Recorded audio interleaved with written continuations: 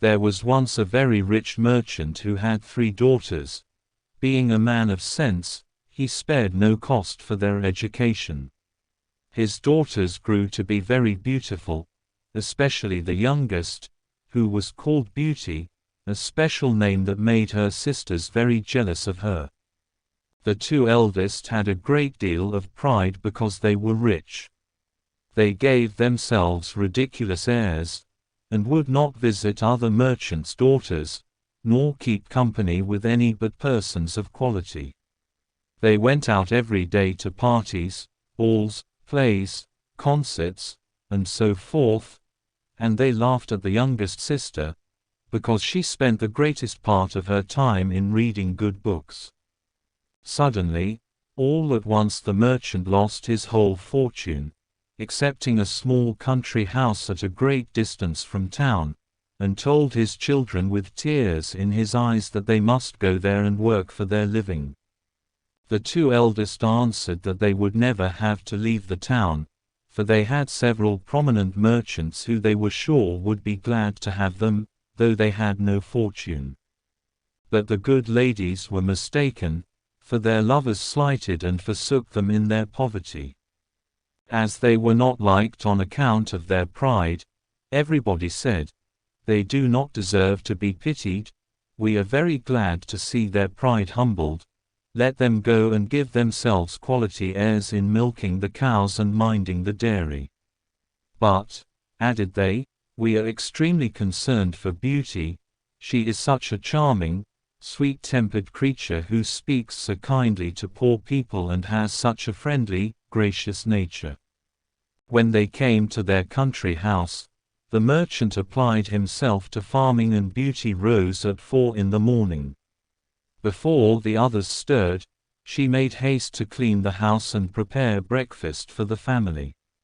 In the beginning she found it very difficult, for she had not been used to work as a servant, but in less than 2 months she grew stronger and healthier than ever. After she had done her work, she read, played on the harpsichord, or else sung while she spun yarn.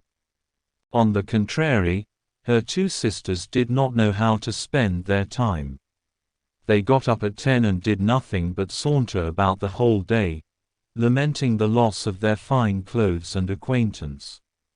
"Do but see our youngest sister," they snickered, one to the other, "how well she's suited to a life of menial labor." The family had lived about a year in the country house when the merchant received a letter with an account that a ship he thought had been lost at sea, that held on board dozens of bolts of cloth and silks he had purchased, had in fact safely arrived. The family rejoiced in the turn of their fortune. When the 2 eldest daughters saw their father ready to set out, one begged of him to buy her a new necklace of gems, and the other a thick golden chain, but Beauty asked only for a rose. The good man set off on his journey. But when he came there, oh such problems there were over who properly owned the ship and the merchandise on board, and after a great deal of trouble and pains to no purpose, he came back as poor as before, especially after he bought the fine new necklace and gold chain he promised to his 2 older daughters. Thinking he might come upon a rose bush to satisfy the wish of his youngest daughter, he led his horse deep into the woods. As the sun set and the wind began to howl, the poor man realized he was hopelessly lost. What's more, with the rain and the snow he knew he might well starve to death with cold or hunger, or be devoured by the wolves, whom he heard howling all round him.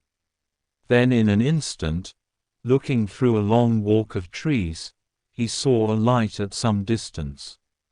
Going on a little farther, he noticed it came from a place lit with candles from top to bottom. The merchant hastened to the place, but was greatly surprised at not meeting anyone in the outer courts. His horse followed him, and seeing a large stable open, went in, and finding both hay and oats, the poor beast, who was almost famished, fell to eating very heartily. The merchant tied him up to the manger and walked towards the house, where he saw no one. Entering into a large hall, he found a good fire and a table plentifully set out. As he was wet quite through with the rain and snow, he drew near the fire to dry himself. "I hope," said he, "the master of the house, or his servants will excuse the liberty I take. I suppose it will not be long before some of them appear." He waited a considerable time, until it struck 11, and still nobody came. At last he was so hungry that he could stand it no longer, but took a leg of chicken and ate it in 2 mouthfuls, trembling all the while.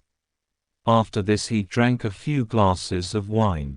Growing more courageous, he went out of the hall and crossed through several grand apartments with magnificent furniture, until he came into a chamber. In the chamber was an exceedingly good bed, and as he was very tired and it was past midnight, he concluded it was best to shut the door and go to sleep. It was 10 the next morning before the merchant waked. As he was going to rise he was astonished to see a good suit of clothes laid out on the bed that would fit him perfectly. "Certainly," said he, "this palace belongs to some kind fairy, who has seen and pitied my distress." He then returned to the great hall where he had supped the night before, and found some chocolate ready made on a little table. "Thank you, good Madam Fairy," said he aloud, "for being so careful as to provide me a breakfast. I am extremely obliged to you for all your favors." The good man drank his chocolate and then went to look for his horse, but passing through an arbor of roses he remembered Beauty's request to him, and gathered a branch on which were several. Immediately he heard a great crash like thunder, and looking around he saw a huge monster, 2 tusks in his mouth and fiery red eyes surrounded by bristles and horns coming out of its head and spreading over its back. "Mortal," roared the beast, "who told you you might pluck my rosé?" "Please, sir," said the merchant in fear and terror for his life, "I promised my daughter to bring her home a rose and forgot about it till the last moment, and then I saw your beautiful garden and thought you would not miss a single rose, or else I would have asked your permission." "Thieving is thieving," said the beast, "whether it be a rose or a diamond, your life is forfeit." The merchant fell on his knees and begged for his life for the sake of his 3 daughters who had none but him to support them. "My lord," said he, "I beseech you to forgive me. Indeed I had no intention to offend in gathering a rose for one of my daughters, who desired me to bring her one." "You say you have daughters," replied the monster. "I will forgive you, on one condition, that one of them come willingly and suffer for you. Swear that if any of your daughters refuses to die in your stead, you will return within 3 months and place yourself at my disposal." So the merchant swore. Taking his rose, he mounted his horse and rode home. As soon as he got into his house, his daughters came rushing round him, clapping their hands and showing their joy in every way. He gave the necklace to his eldest daughter, the gold chain to his second daughter, and then he gave the rose to his youngest, and as he gave it he sighed. "Oh, thank you, father," they all cried. But the youngest said, "Why did you sigh so deeply when you gave me my rosé?" "Later I will tell you," said the merchant. So for several days they lived happily together, though the merchant wandered about gloomy and sad, and nothing his daughters could do would cheer him up till at last, pressed by his youngest daughter, he related his fatal adventure. Immediately the 2 eldest set up lamentable outcries, blaming poor Beauty, and said all manner of ill-natured things to her. Beauty spoke. "Since the monster will accept one of his daughter," said she, "I will deliver myself up to all his fury, and I am very happy in thinking that my death will save my father's life, and be a proof of my tender love for him. Beauty, I am charmed with your kind and generous offer, said the merchant, but I cannot let you do it. I am old and have not long to live, so will lose only a few years, at the most. Indeed, father, said Beauty, you shall not go to the palace without me, you cannot stop me from following you.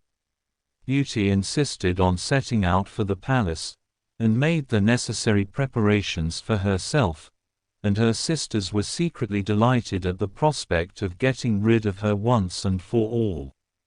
So next day the merchant took Beauty behind him on his horse, as was the custom in those days, and rode off to the dwelling of the beast. When he got there and they alighted from his horse, the doors of the house opened, and what do you think they saw there? Nothing. So they went up the steps and went through the hall into the dining room. There they saw a table spread with all manner of beautiful glasses and plates and dishes and napery, with plenty to eat upon it. So they waited and they waited, thinking that the owner of the house would appear, till at last the merchant said, "Let's sit down and see what happens then."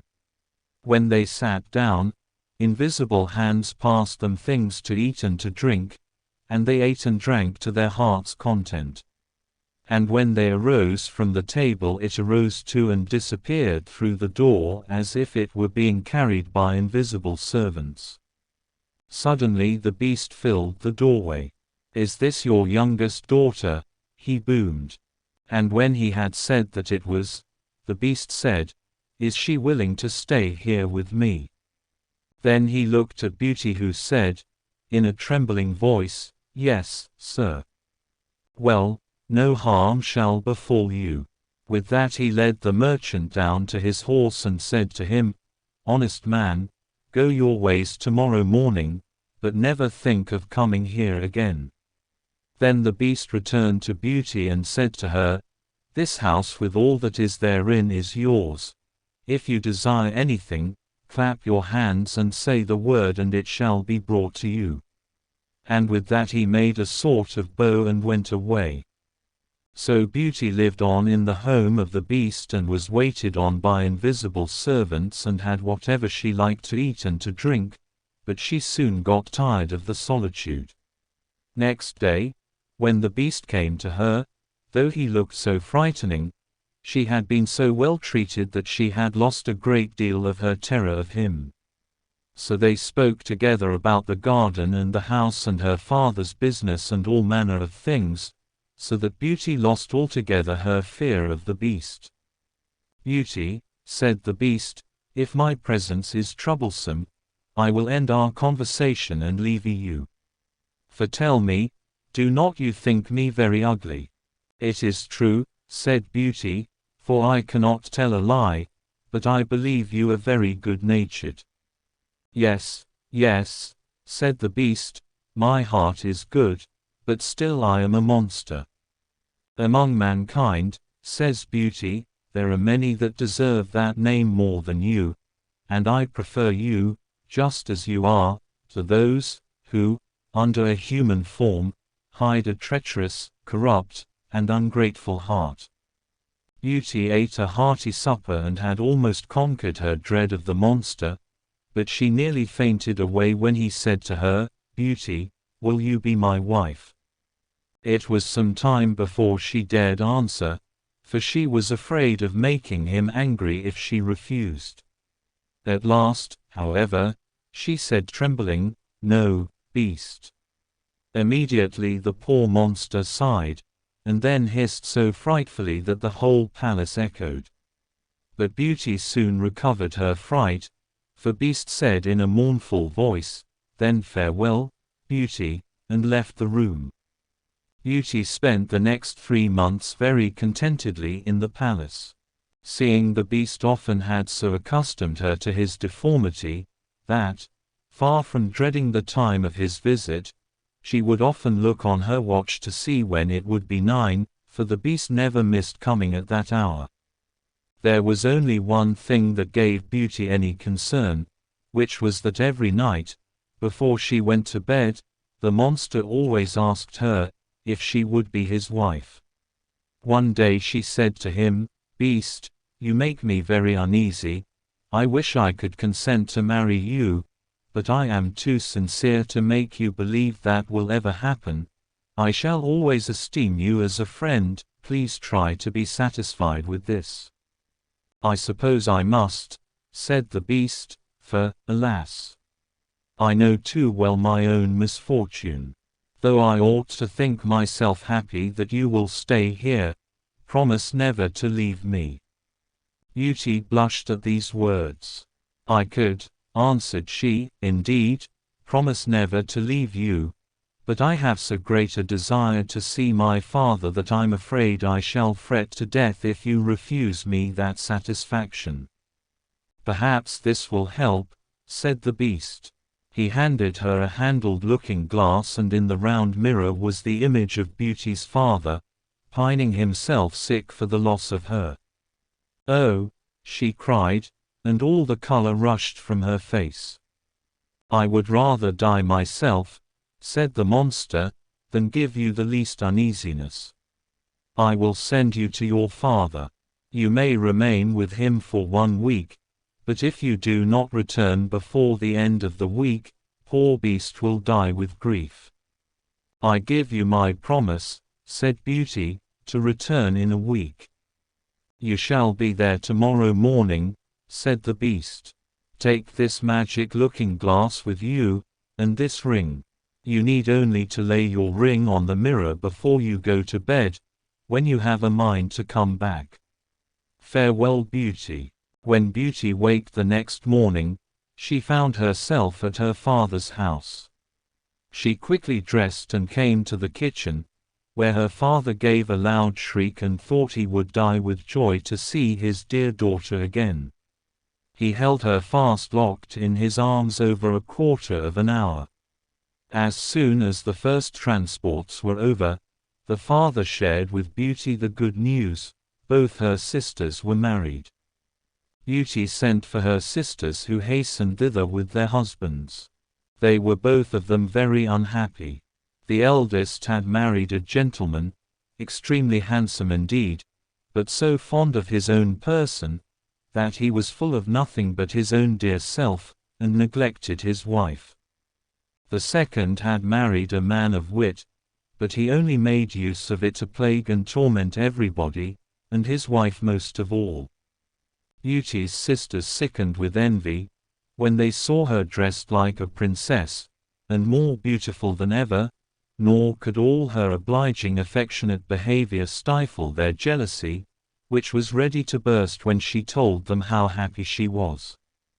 They went down into the garden to vent it in tears, and said one to the other, "In what way is this little creature better than us, that she should be so much happier?" "Sister," said the oldest, "a thought strikes my mind. She told us of the promise to stay only for 1 week. Let us try to keep her beyond a week. Perhaps the monster will be so enraged for breaking her word that he will devour her." "Right, sister," answered the other. They went back to the house and behaved so affectionately to their sister that poor Beauty wept for joy. When the week was expired, they cried and tore their hair, and seemed so sorry to part with her that she promised to stay a week longer. In the meantime, Beauty could not help feeling uneasy that she was likely causing pain for poor Beast, whom she sincerely loved, and really longed to see again. The 10th night she spent at her father's, she dreamed of the Beast in the palace garden, suffering, maybe even dying, for loneliness for her. Beauty was startled from her sleep, sat up straight in bed, and burst into tears. "Am I not very wicked," said she, "to act so unkindly to Beast, who has tried so hard to please me in everything? Is it his fault if he is so ugly? He is kind and good, and that is more than enough. Why did I refuse to marry him? I would be happier with the monster than my sisters are with their husbands. It is neither wit, nor a fine face, in a husband, that makes a woman happy, but virtue, sweetness of temper, and thoughtfulness, and Beast has all these valuable qualifications. Having said this, Beauty rose, put her ring on the mirror, and then laid down again. Scarce was she in bed before she fell asleep, and when she waked the next morning, she was overjoyed to find herself in the Beast's palace. She put on one of her richest suits, and waited for evening with the utmost impatience. At last the wished-for hour came, the clock struck 9, yet no Beast appeared. Beauty then feared she had been the cause of his death. She ran crying and wringing her hands all about the palace, like one in despair. After having sought for him everywhere, she remembered her dream and flew to the garden, where she had dreamed she saw him. There she found poor Beast stretched out, quite senseless, and, as she imagined, dead. She threw herself upon him and finding his heart beating still, she fetched some water from the canal and poured it on his head.